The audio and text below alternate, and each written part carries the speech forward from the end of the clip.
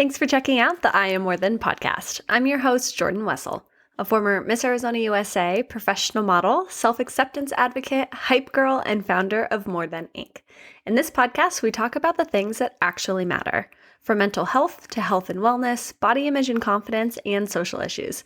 We're here to uplift, educate, inspire, and grow together. Each week, we'll feature a unique and incredible woman to share her story of how she's so much more than whatever you may know her as. We'll laugh, cry, and feel inspired in every episode, and trust me, there's no topic off limits. Whether you're commuting, working, or enjoying a glass of wine, we're so honored to have you here, and I'm excited to welcome you to the More Than movement. We're just getting started.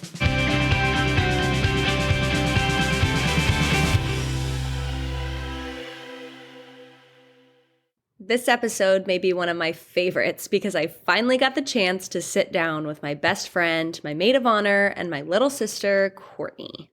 For those of you who don't know Court, she looks like my twin, but we couldn't be more opposite. She's far funnier and way more outgoing than I am, and in this episode, she held nothing back.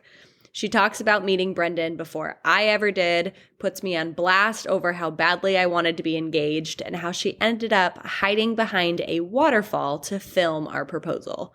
She got me to open up like never before about why I struggled so badly with comparison in the beginning of our engagement. We dive into the social media pressures surrounding an engagement and the wedding and some of the reasons I felt so overwhelmed with wedding planning. There's some really valuable advice and lessons that I learned in here that you are not going to want to miss. We get into a full Bachelorette recap, sharing details about the decor, the games we played, the things we did. We even go into how much we paid. Towards the end, we're going to touch on wedding weekend, my rehearsal dinner glam, why so many people had terrible hangovers on wedding day, and so much more. Court also talks about why she was so panicked and thought she ruined my wedding day. It's a funny, unorganized girl chat in my master closet, and I am so excited to let you in. Please welcome my favorite person to the show, Courtney Wessel. Well, I think it's only fitting that I am here talking about Brendan, given that I'm the first person that's ever met Brendan before you did. And given the fact that I was creeping there at the engagement, I've been kind of there for every part of the way. So you've been intertwined every step of the way. Every and I think part. We should just give everybody a quick backstory on the whole you met Brendan before I ever did piece, because for those of you who don't know, Bren slid into my DMs 8 years ago, over 8 years ago now. And we had talked back and forth for almost 3 months before ever meeting in person. And I was taken out to a girls' happy hour one random Tuesday evening. And I come home to my mom and my sister watching The Bachelor. So it must have been a Monday. And having wine and cheese out on the counter. You both were in a giddy, nice mood.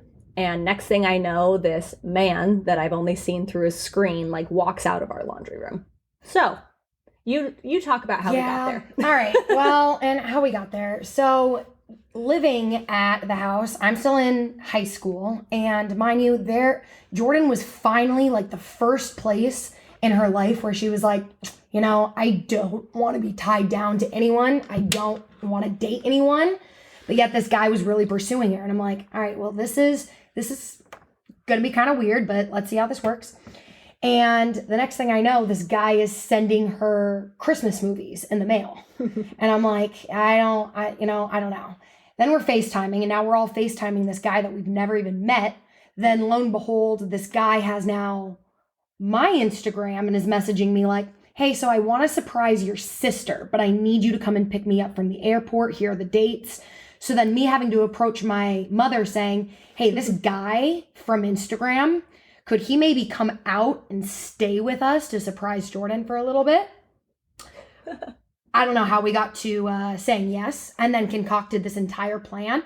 So then I am DMing this guy saying hey, so what are you going to wear when you get out of the airport? All right, I'll be right here.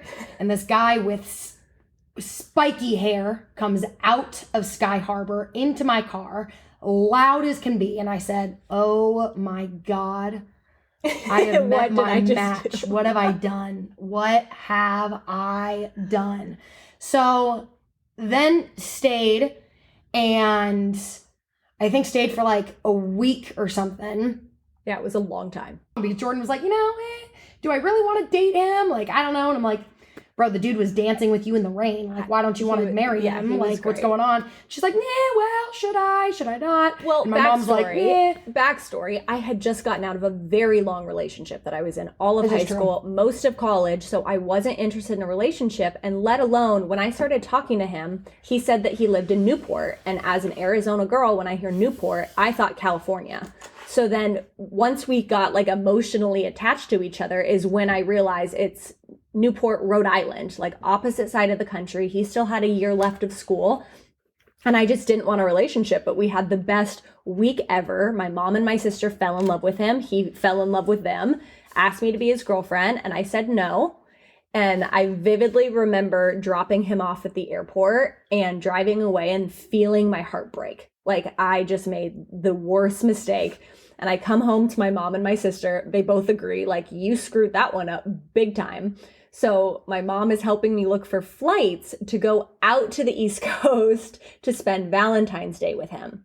So she used like points so that I could get out there, given I also was not even enrolled back in college yet. I had just given up my reign as Miss Arizona USA and had flown out to Boston to meet him and his dad and stay with them for a couple days.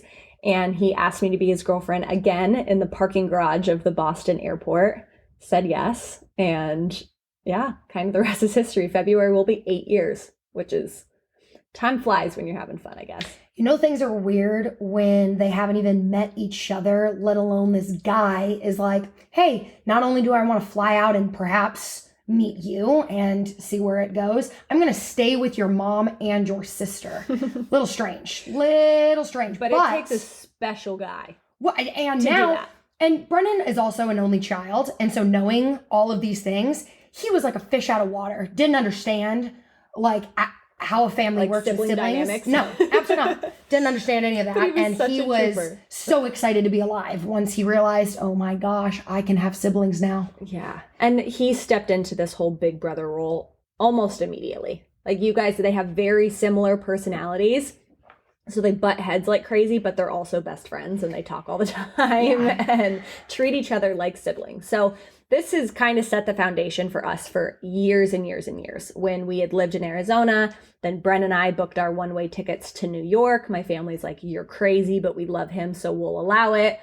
And then while we're in New York, I had kind of gone back and forth with the idea of like, I'm finally ready to be engaged. So like, maybe let's start playing around with this. Brennan was not ready to be engaged. We were still hustling our asses off in New York, it's expensive as crap to live in New York, and adding engagement and a wedding and a life there probably didn't make the most sense. Now that I've actually been engaged and now married and see how expensive things are. Yeah, you were ready for a ring year 2. Even when you were still working at Allie and Ariel, and Brendan was working here, and you both were living at mom's house, and you're like, let's get married right now. Well, my mom was like, you're getting married in the house right now? And the funny part is we always knew we were going to get married. Like that wasn't a question. No, that wasn't a question to anyone. Ever. It was just a matter of like, when are we actually going to do it? And it was funny because then in the beginning it was like, I don't want a relationship, to all of a sudden like, I know we're going to get married, so how long do we want to wait? And then when we got to New York for the first couple years, it was like, there is no shot that we could be engaged or married or have a family here. And then it was really COVID that shifted the perspectives of everything, because we booked one-way tickets once again back to Arizona.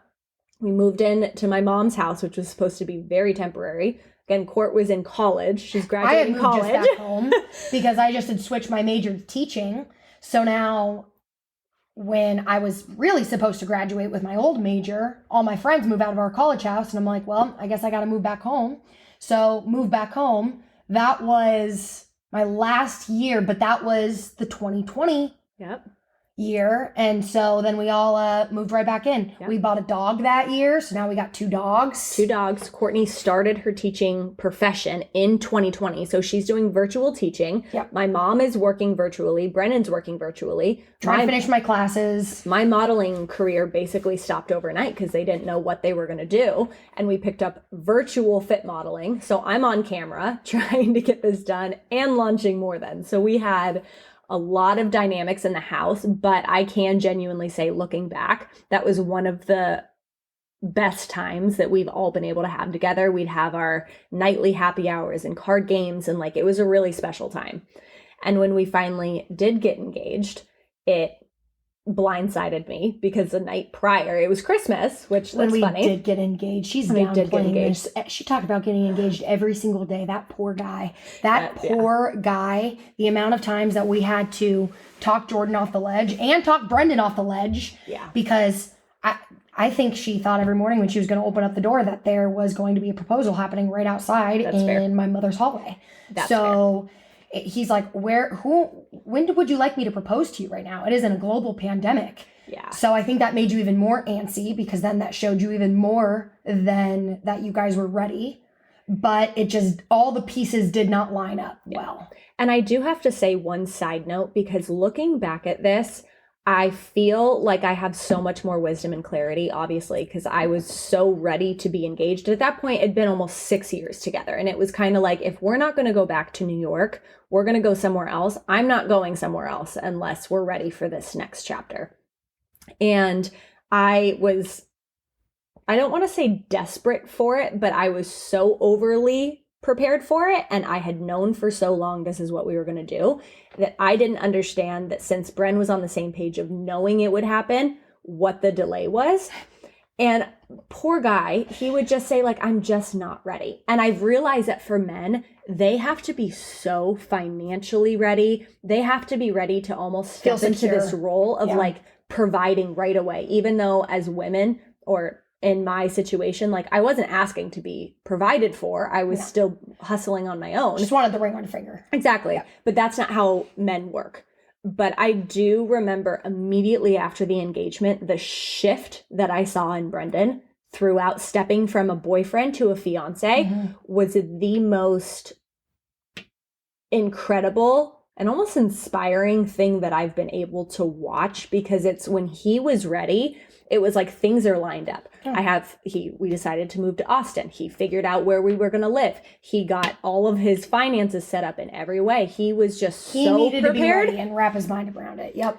And because of that, now I can look back that, like, if you're dating a good guy and you've been dating a good guy for a long time, give him the time and the space until he's ready, because I cannot imagine if he would have proposed before he was ready, there would have been so much strain on that engagement. Yep. Because getting engaged in a global pandemic is not sunshine and rainbows. Like, I'm so glad that we were engaged and we got to have that time, but we didn't get to celebrate with any of our friends, barely any of our family. Brennan didn't even get to see his family throughout the time. So we went through almost, like, I'd say a year of engagement without ever having an engagement party, without ever really celebrating it, which was hard because we'd had so much buildup, and obviously it's nobody's fault and nobody's in control of the fact that we're in a pandemic, and everyone has bigger things going on than like celebrating an engagement. But I will say that added stress of that and of just real world life, if you have that on top of a rushed or forced, quote unquote, proposal, your engagement. Well, it was forced, and I mean, there were 2 elements going on. The first element is the expectations that you did have at that one point were so off base and out of pocket. And the poor guy was scared to death that he was going to disappoint you on something that had so much pressure on it. He did not want to disappoint. He wanted to live up to the hype. I mean, you had a lot of stipulations. I had a lot. And also, again, looking back, and I can only blame this so much on social media, but I think that's such a big part of it, that the people that I was following that were in the stage of life that I was about to be in I don't know if they just come from a gazillion dollars or how they're executing these dream proposals, engagements, weddings. Like that's a whole other element for us to dive into. But the pressure and the expectation, and also since I was choosing to consume this, because at the end of the day, you choose who you follow, I was choosing to be influenced by this. And it almost seemed normal to me at that point that it's like, well, why can't I have that? Why can't I have the elaborate engagement parties? Why can't I have, even when we look into like weddings, like the Instagram weddings that you're probably looking at on your Pinterest board are hundreds of thousands of dollars. Can either bankrupt them or they're just swimming and also there's cash. Nothing wrong with that, because I get that that's some people's reality. But I was so naive going into being engaged. Think about how many conversations we had about prioritizing and what is really important here. And how many times did I tell you in mom's house in Surprise during the height of the pandemic, right before even getting engaged, and even through the whole wedding process, that comparison is always the thief of joy. Yeah. The moment you compare that, why don't I have this? Why don't I have this? Why aren't they doing this for me? You're equating and comparing everything to what you're supposed to deserve or what you should be having. And I think all of those expectations is what started to rob you of all of that. Yeah. And you're never going to have that experience that someone else is going to, because it's a different relationship. You should not have the same wedding. Absolutely. You should not have the same engagement. This is not like learning how to ride a bike. Yeah. Even though everyone does it, it's different because soulmates are soul experiences. So you're not going to have the same experience as X, Y, and Z on Instagram. Yep. And I mean, you know how I feel about kind of social media just in general, but the more overexposing something where I truly believe, okay, is that for them or for their audience? And I think there's two sides to that, because I totally hear what you're saying and in a large part agree. I think it's depending on how it's curated, that I've seen a lot of people that will showcase their love, showcase them as a couple, and seeing them in person and being like, those two do not match. I've also seen some couples that either don't have Instagram or don't care about it, and I see them in person and they are head over heels in love with each other.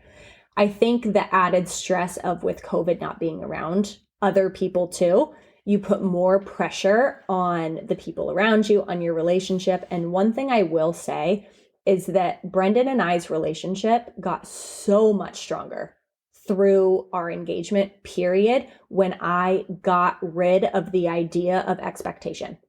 And I think, to my credit, in some degree, it was more extreme and more highlighted because of the fact that we physically could not be around our friends or family.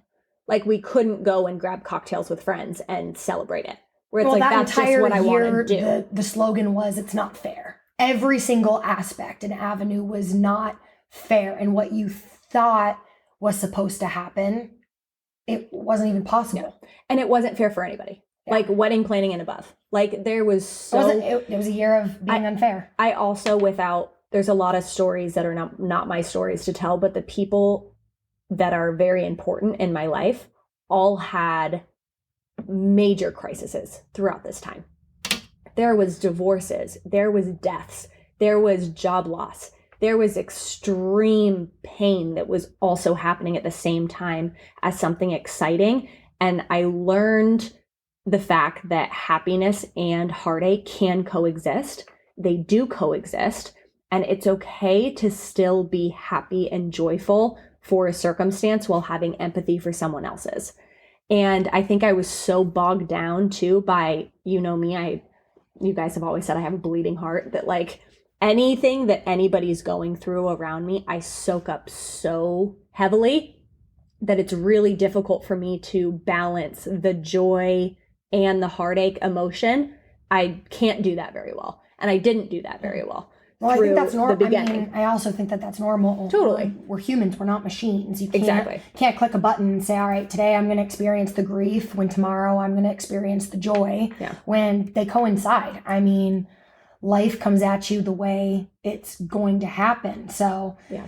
even though you imagine everything's going to be X, Y, and Z, you can't expect exactly what's going to happen in this sense. But even during that whole time, Mom and I always repeated the fact that it's going to be special because it's you and Brendan and how it's going to happen. I even remember like the engagement thing, being constantly reminding you to not stress because how the expectations or the way that you wanted it to play out, if he did it that exact way, then there would have been then that other thought of like, wait, I planned this whole thing where it was his way fully. Yeah.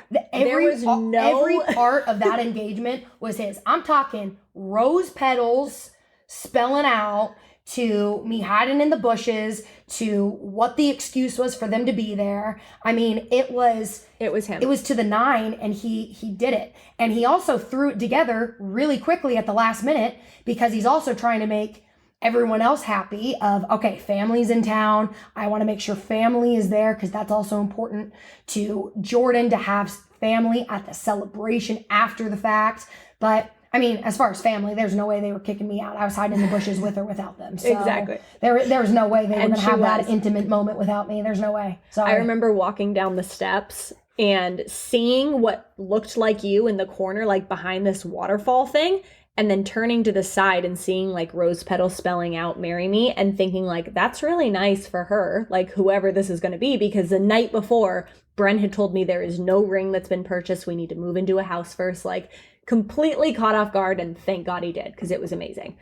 But when we dove into wedding planning, I probably did things a little out of order in the sense that I didn't have a specific vision of what our wedding day was going to look like. I was open to anything and everything. I was open to the two of us eloping on a cliff in Italy. I was open to open to everything. A giant wedding in Arizona. I was open to a wedding in Rhode Island, Texas. Well, I think you were open to anything also because you had, again, a very different in traditional sense of celebrating the engagement with not only COVID and the pandemic and all of those other aspects of not getting all together to celebrate.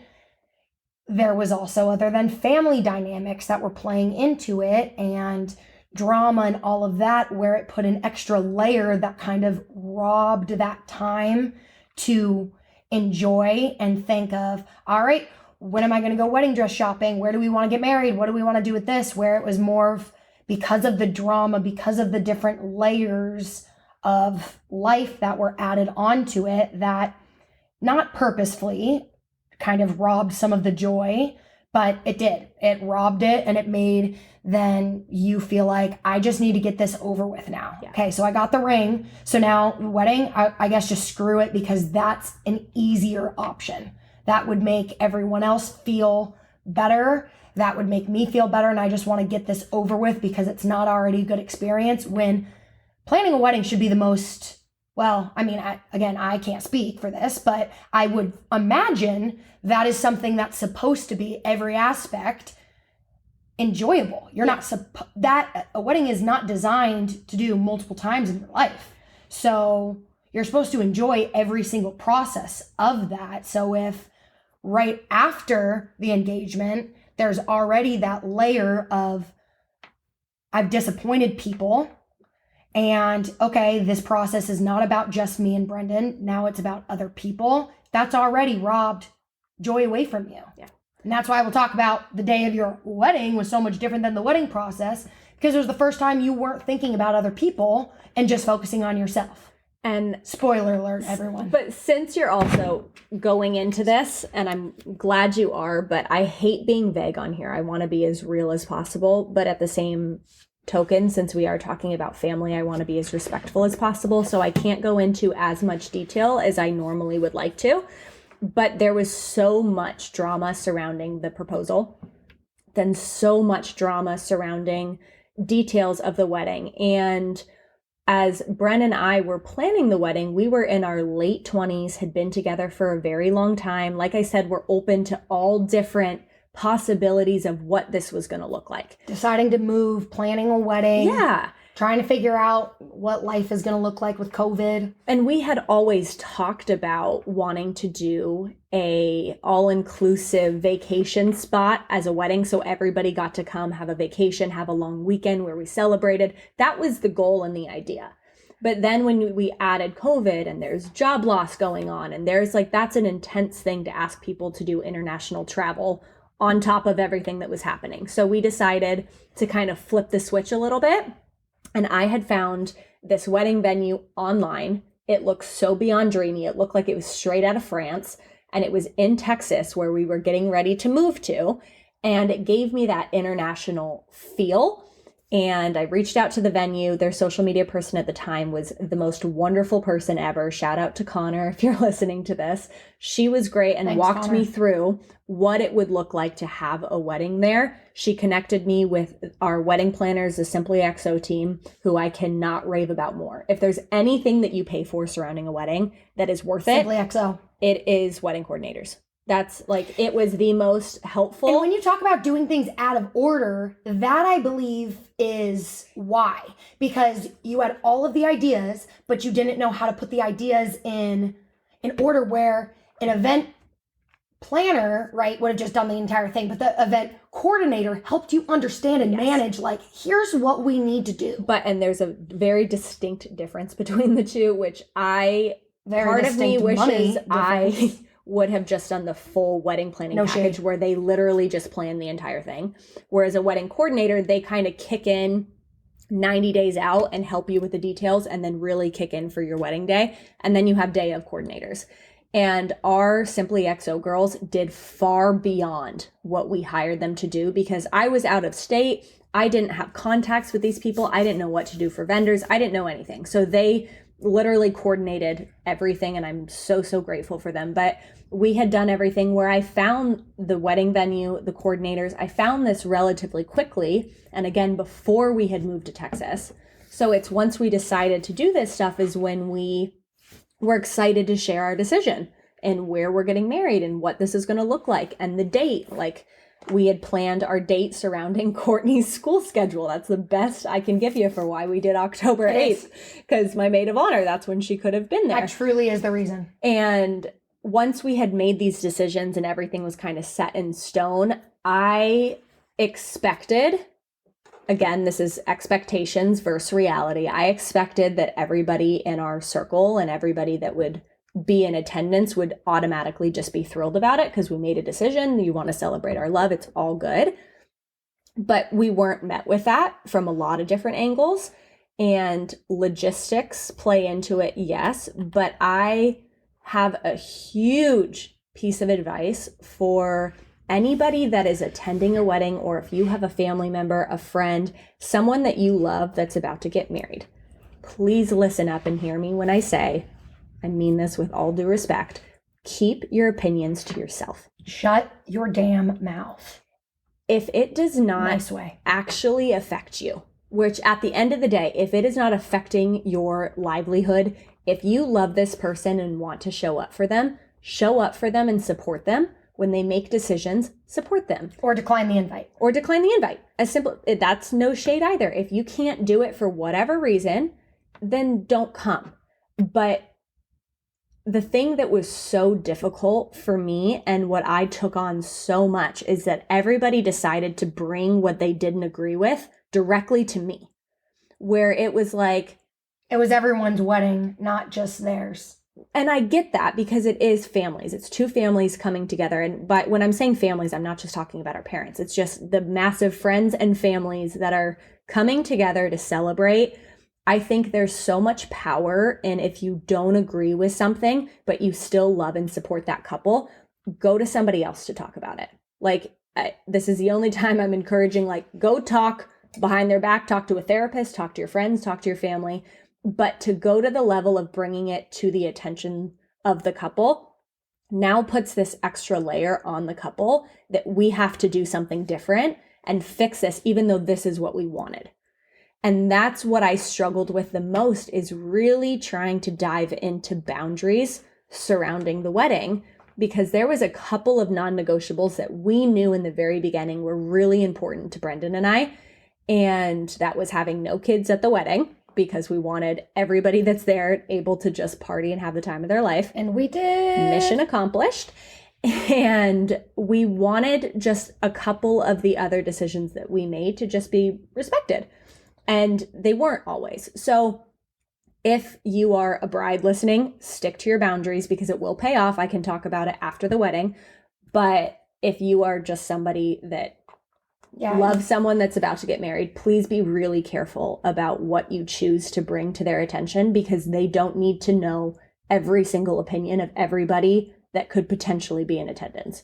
That's my own little side rant. That's why I'm saying that you need to do an entire episode all about boundaries and redefining the word Bridezilla. I know. Because I think that we are such a self-centered society that we forget what the celebration is for. And yes, I mean, obviously, like, if someone is completely self-centered into it and asking egregious things of people and to travel to X, Y, and Z and all of that, like, that's a little bit different. I also think it's based on personality. Like, if you have somebody that has an intense personality, is demanding things, isn't kind about it, like, there's a right way to handle things and there's a wrong way to handle things. And I feel like leading up to anything surrounding the wedding, whether it was bachelorette party, bridal shower, wedding day, rehearsal dinner, anything, I tried to be really thoughtful of everyone's situation so that nobody felt like they weren't considered. And that was both a good thing and a bad thing. But I think when people throw around terms like Bridezilla or take things out on the bride, I do want to also give credit to the fact that, like, when you're a bride, all you're thinking about and all the decisions you're making are surrounding one day of your life. And it's the most important day of your life. Whereas the people in attendance, they get to come, they get to celebrate with you, and that's great. But then they move on to, like, their own special highlights. Your wedding day is something that should be held so precious to you. And the decisions that you make, you should feel confident in after the fact. And that's one thing that I can really credit, especially therapy, to, that we stuck to our boundaries as much as we could. And I can look back at the wedding and be like, thank God we did that, because I feel like every decision that I stuck to paid off. Yeah. And I have such a great recollection of everything that happened, because you weren't people pleasing. I had to cut off the people pleasing aspect. Yeah. But before we really dive into that part, we can go on a whole tangent about this. We have to get another martini? Okay. We are back with another martini. And before we dive into wedding weekend, I want to quickly touch base on Bachelorette weekend, because I think the majority of that was my Super Bowl. Yeah, it was. Court really came to show up. And that was my Olympics. That was my Super Bowl. And she didn't give me any idea of anything that was going on. So I felt totally in the dark. And part of me was like, what is she even planning? Like, I'm a control freak, and I know that. I know that about myself. I'm in therapy for it. Don't worry about it. But I wanted to be able to be in control. And her and my mom took the lead on this bachelorette party. And my sweet aunt and my cousin picked me up to take me there. And all I knew is, like, pack a couple outfits and we're about to have the time of your life. When I tell you I had running Google Docs and Google Excel sheets and things, this was the Super Bowl for me. This was everything and more. And I didn't know how much was too much. I just did not know what I needed to work with here. So we did everything exactly how it was. But I'm telling you, the amount of Airbnbs and VRBOs that my computer looked up, the limit does not exist. It does not exist. And every place that I called saying, okay, even though we are a bachelorette party, it's not going to be like that. It's not. Okay, it's going to be a little bit like that. But no, we were denied at every single place. I thought that we were gonna have to rent like a boat and just sleep in the middle of Lake Travis. Like, I didn't know what the heck we were gonna do. Well, we had thought we were gonna go to decided- Vegas, and then I was like, we're for sure gonna lose some of these bridesmaids if we go to Vegas. That's not gonna be my problem. So therefore, Austin it was. Yep. We decided on Austin, and because we couldn't get into any Airbnb or VRBOs because we had a bachelorette party, which bachelor parties were the ones specifically off limit, but the second you say, and it's busy season, that you have a bachelorette party, it's like, yeah, thanks, but no thanks. So we decided we were just going to go with the W Austin downtown. Wasn't ideal because I really wanted all of our girls to be able to be together, but it was Mind you, there's only scenario. like 10 of us. And it 10, 12. leading up like maybe a week before, my mom found this Airbnb, Yeah. executed on it. It was the most unbelievable house. That was the But coolest the place in the world. weekend, every aspect of the weekend was so awesome because of the group that we chose. Yep. And we had all 4 of my bridesmaids, and I had 2 girlfriends and some family that all came in. And it was hands down the best girls' weekend I could have ever imagined. No tears, no drama, Nothing. Almost impossible that this happens. When I tell you, we Shania Twained it all weekend long. It was all weekend. so much fun. All weekend. Truly And we the got to best be weekend. there before, decorate the house, get everything ready. This house had 16 bedrooms in it, so ready to go. We have music blaring through the entire thing. We've got a drink ready to go for her as soon as she gets in the house. It was great. Everyone was thriving. It went off without a hitch. And Yep. because I am such a detailed person, I'm not going to like hold any information hostage, that it was really important too that we didn't ask people to pay astronomical amounts. I love these girls too much to be like, hey, can you come drop $2,000 and like have a great weekend? For sure. Where I think everything with food, housing, drinks, We everything. catered all of our food. We had some pinwheel sandwiches for the weekend. It was awesome. But I think everything came in, like under $400 a girl? Yep.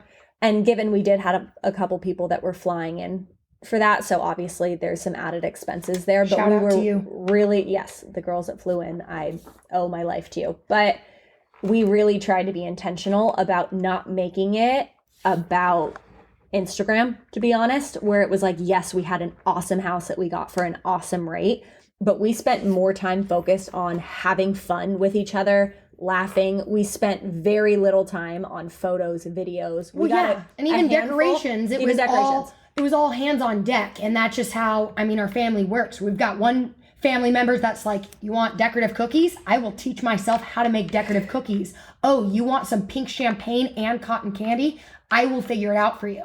Another cousin, oh, you want a balloon arch? I will figure out how to make you a balloon arch. Yeah. That's just, everyone was blowing up things. It was all hands on deck, and everyone was there for it. So, and that's a sign right there that just tells you what a good group and how much we all came to love the bride, that it was solely of like, how do we make sure that this is the greatest weekend ever for Jordan? And it was. It was. And that weekend changed everything for me because I had had nothing but stress and drama and external stuff going on with wedding planning leading up to the Bachelorette, where one of the Q&As, I had a girlfriend that wrote in that she is considering calling off her wedding and just eloping because of the stress. And I feel that on such a deep level. How many times did I say to you, like, screw this, I just want to elope, because it was so stressful.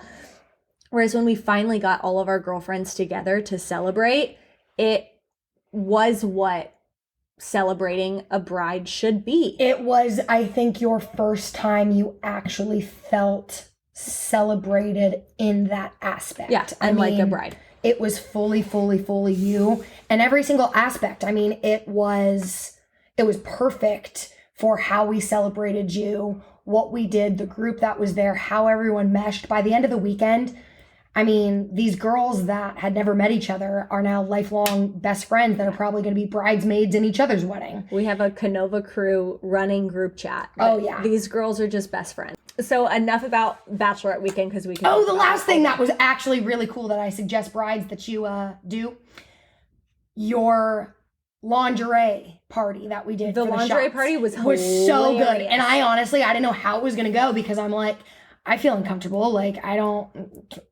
like, are we gonna have a lingerie party? This is weird. And I was so strict about the penises everywhere.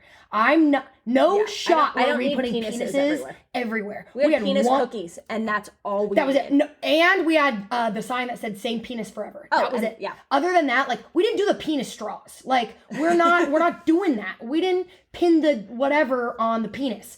Like, we didn't do any of that stuff. Nope. So that was as far and as raunchy as things got. But then the lingerie thing. So then I text everyone in the group chat right before we're going and shout out one of the bridesmaids. This was her idea. And she was like, maybe let's do like a lingerie or a drink. And I'm like, well, that sounds dangerous. Oh, and another one brought Jello shots, brought 200 homemade Jello shots for everyone. Yeah. So that was her task. And Jordan had to open up. It was like a white elephant, but only Jordan was playing. I opened up the lingerie and I had to guess who it was from. If I got it wrong, I had to take a shot. If I got it right, they took a shot.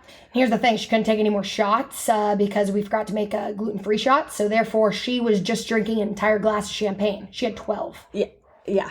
I was feeling great. She had 12. On set, which was also a hangover cure. You have a hair of the dog or whatever they call it. I had a hangover Saturday morning. It was done by the end of that game. And you think then we went straight after the pool, and all of us, again, you would think that we were having a pool photo shoot. Absolutely not. We were all trying to play who can land on the duck running as fast, or the swan, as fast as you can into the pool. And who can stay on the swan. And nobody won. Alana was on the entire time. Yeah, our cousin was the only person. I think she also was sober. Pretty sure she was sober. That's why she was able to do it, because nobody else could do it. She brought the lemon drop shots for everyone else. Just so exactly. She just didn't drink them. Another thing that was awesome, which last thing about Bachelorette, is that they did a Venmo thing where they printed out stickers where it had a QR code to my Venmo and on social media. Buy the bride a drink. I think we got almost $1,000. Yep. From that, which was awesome. So we got to pay for a bunch of drinks. And however, I recommend the approach is very important, because towards the beginning of the night, my approach was awesome. And we got probably, like, some people were giving us like $50. I'm like, oh, this is awesome. Towards the end of the night, and when you ask people aggressively to give you their money, they're not as inclined to do so. So then I just had to stop asking people to buy the bride a drink. Yeah, and as you can tell by her personality, she's not subtle by any means, and I love that about you. No, I first night at Bachelorette party, ripped my pants. Second night, ripped my dress. That's what happened. Time of our lives. So after the Bachelorette party, leading up to the wedding, it's like, okay, I just got a glimpse of how fun this is going to be, and knowing that same group is going to be at the wedding, like, we are about to have the time of our lives. So then I got real hyped waiting for the wedding, that it was like any of the other external crap. It's like, I can deal with this because it's going to be an amazing time. And I think sending and signing all of the vendor contracts, getting last minute stuff, like, as overwhelming as that is, like, we were so close to the finish line. And when we went into wedding weekend, the night before, so that Thursday night, I think was one of the most stressful, drama-induced, extreme nights of my life, where I went into wedding weekend on Friday morning, like, so drained, just like emotionally exhausted. I had nothing left to give, which I wish wasn't the case, because when we did the car ride, going to my mom and my sister picked me up to go to the hotel so that we could get ready for the rehearsal dinner. And I just had nothing left in me. I'm like, I'm tired. I'm emotionally drained. Like, we got to flip this around somehow and leave it to Court. She reads me a letter that she wrote for Brendan. Oh, yeah. I was like, hey, you want to cry? I wrote Brendan a letter right now. Well, because we were listening and I put on Gwen Stefani and Taylor Swift and it was still not doing the trick. So then I thought, so I wrote this emotional, and mind you, Brendan and I are never serious and emotional with each other. Like, there will be 2 times ever, and I think I even wrote this in the letter, that we can be emotional and nice to each other, and that's his wedding and my wedding. So here goes the first one. So I had Jordan read that, and she was like, all right, now I'm ready. Now I'm ready. Okay, I'm ready. Let's now go. We're going to the wedding. And one of the best decisions that I made, which I got a lot of shade for, but I'm so glad that I did it, is we got to the hotel and my hair and makeup girl, Lauren from Lola Beauty, you are an absolute rock star. She was waiting in the hotel room and she glammed me Probably that was the best I think I've ever felt in my life. That it was the Jordan Wessel look. Now when I seriously see this like image and this hairstyle in the same way everywhere, I'm like, it's the Jordan Wessel look. Like I've never, even the next day on wedding day, because mind you, one of my only tasks was to figure out what our hair and our makeup was going to be for bridesmaids. Yeah, and we didn't know. Yeah, no, I had no idea. I didn't even understand where to start on Pinterest. Like, I didn't even know what I was looking up. So I just sat down and I said, could I have Jordan's hair and makeup that you did last night? And she said, sure. And I said, all right, that will be what every bridesmaid does. Yep, exactly. And that's what we did. That's and what I we did. highly recommend. But we had that look, felt amazing. My best friend Dana was there. She gave us a full photo shoot, which was awesome. She's the most amazing photographer. If you're in Colorado, hire her. She travels too. But we got ready. I felt amazing. We went to the rehearsal dinner. Unbelievable night. Like we had all of our bridal party there, our family. We had toasts. It was just an awesome, awesome, awesome night. And then we went up to the rooftop where all of the guests could meet us for welcome drinks and hang out with each other, which was so fun. And it escalated quickly to suddenly my wonderful groom is being taken off to Rainy Street with a bunch of our wedding guests, a couple bridesmaids and groomsmen pieced out to go party on Rainy Street, which power to you, like Godspeed. I tried to say no so many times. Yeah, but I stayed on the rooftop, was drinking champagne with my family and like enjoying it. I got a wonderful night's sleep and woke up ready to freaking rock and roll. And so many people were so hungover, but everybody rallied. The rest of us went to the bars until 4 a.m. Yeah. So that's a personal decision. But yeah, I also love that they did that because everyone had so much fun. Oh, it was the greatest night It was like, of it our was lives. worth it. We feel terrible, but it was worth it. It was everyone's greatest night of their life. And we went to the wedding venue and I'm unpacking everything to just get it ready for the day. Courtney goes straight into hair and makeup. And mind you, my sweet boyfriend is driving us and Jordan and I are not. Well, I was not well in the I backseat. didn't realize how hungover she was because she was in the backseat. I was great. I was so honestly, excited. The amount of anti-nauseas that I had pumping through my veins was unbelievable. We're just in the back and we finally pull into the venue and it was like 30 minutes away of just like winding roads. Jordan undoes her seatbelt and she goes, wow, we didn't listen to music the entire way. My sweet boyfriend also was hungover as can be, just staring at the road for dear life. And we're like, it's a wedding day and it's not even 10 a.m. And I sit down for hair and makeup. Mind you, the wedding starts at like 5. And it's funny because when I looked at all of our beauty contracts, I'm like, that's crazy. We have to have so much time for it. You need every freaking minute. We should have started at 4 in the morning. I get why people make their bridesmaids get up so early. I would never do it because I would never get up at 6 a.m. to get into makeup. But we got to the wedding venue and we got married at the Ma Maison. It was gorgeous. We provided transportation for everybody because, like she said, it was out there. It was windy roads. And we get in and I'm setting You're up. not getting an Uber anywhere. No. We're set up the bridal suite. And the second Courtney sat down in the hair and makeup chair, I felt like this overwhelming sense of peace. That it was like, it's here. Everything I've done and worked for is here. And I am a very anxious person. Like I'm on anti-anxiety medication. I've been very open about that. I do a lot of things to try and manage my mental health. And I was so worried about my anxiety on wedding day and how the heck I was going to be able to handle it. And I don't know what happened. I wish I could mimic that so that I could feel that every day. But I really think it's the first day that I can remember where I genuinely didn't have an ounce of anxiety in me. It was just calm and I was ready. Like I was so sure that I was about to marry the love of my life. And it was a great day. And I think it was funny because the bridesmaids that I chose, there was only 4 of you, have known me my whole life. So everyone's like, you seem oddly calm. Like, are you okay? Yeah, I didn't understand what the heck was going on. I legitimately did not get it. Where I was like, okay, she's not even somewhat panicked right now. This doesn't make any sense. Like, there was no ounce of worry. Mind you, I thought my mother was going to kill me. I haven't heard my mom scream at me the way that she did when, again, if you all do not know who I am, but I am very clumsy wherever I go.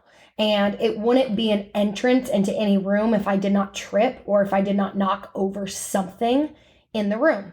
So I had already tried. I thought that I was taking the initiative to hang up all of our bridesmaids' dresses and the wedding dress on the hooks on like the back of the doors.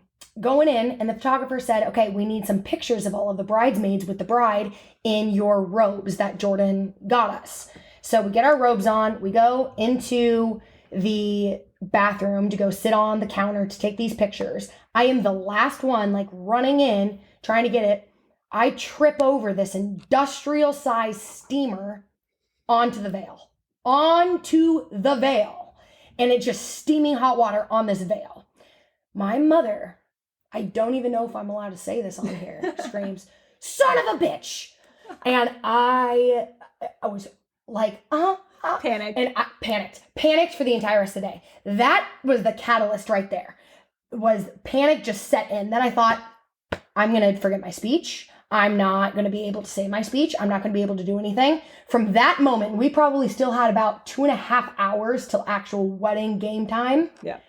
I could not stop shaking. I didn't stop shaking for 2 hours. So then it's like, all right, it's time to put Jordan in the dress. So then we have to like close this barn door, and I go in there, and that's like a moment I wanted to like really soak in of like, oh, I'm putting my sissy in her wedding dress.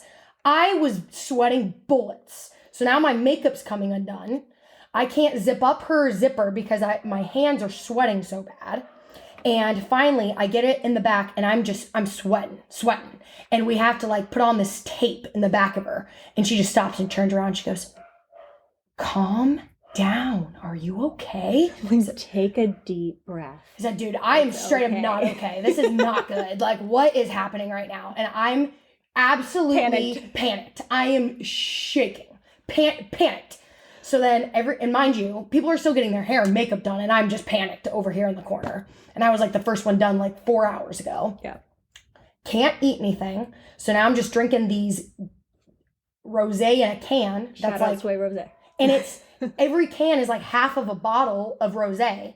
So now I'm just drunk, shaking, scared. And we had some Jimmy Johns. That was solid. That was that Jimmy John. The groomsmen all brought Jimmy Johns. That was sick. But it doesn't help that we get in line, and I was freaking. And still to this day, I feel so bad. I'm looking everywhere for some water. I needed water so dang bad after we were getting everything ready to like walk out, that I look and I see this white Stanley sitting right by like this bag in the corner, and I go, that's Jordan's white Stanley for sure. Jordan's got a white Stanley. Definitely wasn't. 100%. No, it was the head coordinator from EXO. Simply, I am so sorry, but I did drink out of yours. So if you saw the lipstick, oops, sorry, my bad. I thought that I was going to die. So then we're about to walk down, and the only thing I could think of, please, for the love of God, do not step on this dress and rip it wide open on the most important moment of Jordan's life. That was the only thing. Then the second thing, I couldn't look at Brendan because I just could not. But then I get up and I look up right at the altar at Brendan. He's got a little tear in his eye. So then I start crying, and then I give him a little kiss on the cheek. Lipstick right on the cheek. And I said, wow, I've ruined a $10,000 picture moment and video. The wedding is ruined because I decided to kiss Brendan on the cheek. Well, that was certainly chaotic and so much fun, but in typical fashion, we got interrupted right as court was getting going about wedding weekend because we had family come over to surprise us for court's last night in town. So I am going to be recording a follow-up episode to this where I'm going to be diving into my perspective of wedding day and also going through a really detailed Q&A. I had done an Instagram story post where I asked you guys what you really wanted to know, and I'm going to take all of those questions and really break it down. So if you're interested in all things wedding content, honeymoons, trying to manage your mental health during a chapter like this, I highly encourage you to check out part 2. If you're loving the I Am More Than podcast, please take a moment to subscribe, rate, and review. It helps us so much. And if you haven't already, follow us on Insta at More Than Inc. for all things inspo, More Than merch, and soon we'll be posting info about our in-person meetups. We're so thankful to have you part of this community and are always here to remind you that you are so much more than.